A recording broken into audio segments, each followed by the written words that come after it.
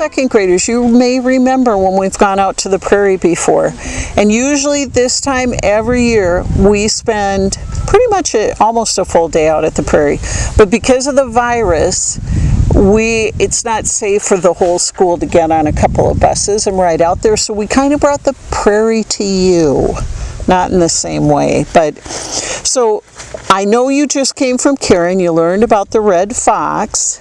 I'm going to tell you about another animal that lives on the prairie, and that animal, I used this poster a lot today. So can you see, guys, this little poster is a poster that shows us animals and plants that live in our part of the prairie. Not all prairies are the same, but this is one that would have lived in Minnesota. And you can see the red fox, you can see the buffalo, the garter snake. You're going to get that. That's going to come visit your classroom.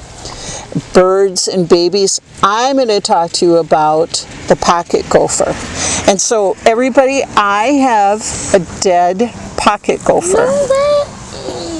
Now he did not suffer. Larry brought it to me, and we're going to use it today. You don't have to look. I'm going to have it out in just a second. Stand up.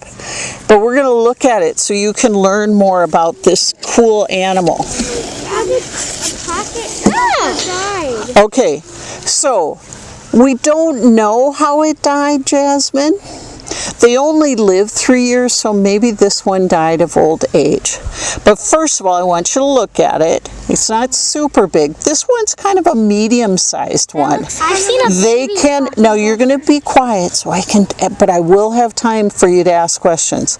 So it can be up to 14 inches long, so it can get bigger than this. All right, so it's got a tail. And so a couple of things we notice right away is that it's got really big teeth, but look at how they're not sharp, guys. They're blunt on the end, but look at those claws, and got claws in the back. All right, and then this is called a pocket gopher because on either side of its face, it's got these big fur-lined pockets built right in. And if I put my finger in there, wow, I can put my finger way in there. Now, the pocket gopher, all of these things are what help him live his life. He also, besides those things, yeah, Aiden, put your hand there, that's super. Look at how I know his eyes are closed, but his eyes are tiny. He's got tiny ears. He doesn't need to see or hear that well because he lives underground.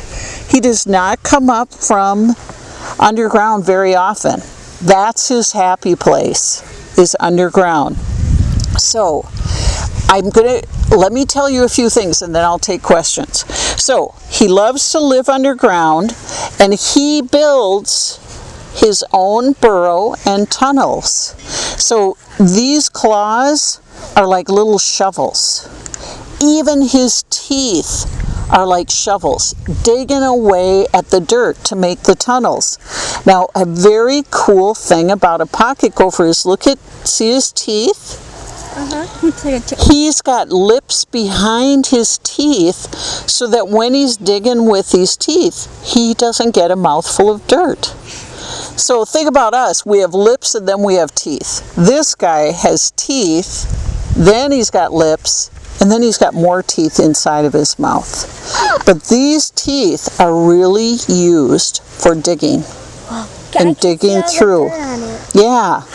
And so the pocket gopher is digging. He's digging, he's using his teeth, he's using his claws, and then that dirt that he's digging up, he may store it in his pockets, and then he goes to the surface, cleans out his pockets, goes back down, keeps digging.